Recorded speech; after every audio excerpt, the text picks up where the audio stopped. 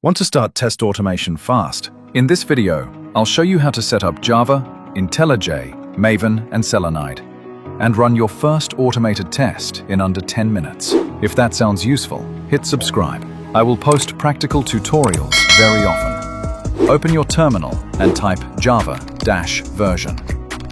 If it's not 25, install JDK 25. Link below.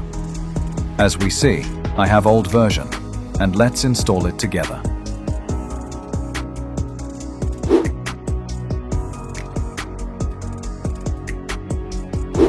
After installing, set Java Home. Now copy JDK path and open the system environment variables. And add the path here, just like I did.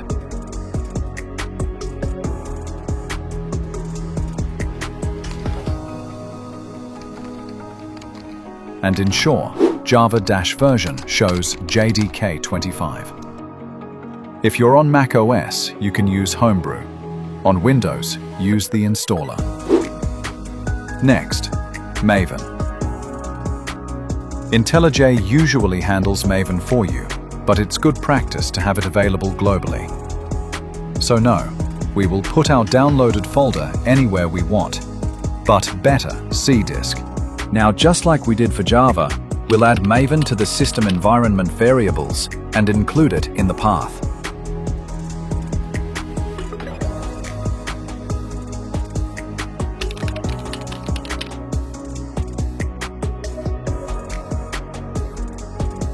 Next, IntelliJ.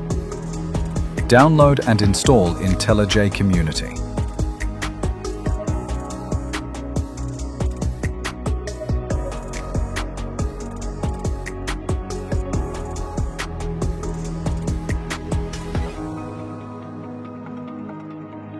Open it and create New Maven Project.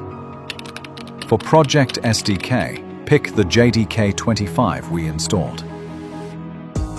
Open the pom.xml and paste the Selenide dependency. I'm using latest Selenide, which is current, and it simplifies a lot of Selenium boilerplate. Add TestNg dependency 2 for running tests. Now let's create a new package where we'll add a class to demonstrate our test example. Inside this class, we'll create a test method with an annotation on top. This annotation makes our test executable. Next, we'll open example.com and verify that the header contains the expected text. Open example.com and check the H1 text.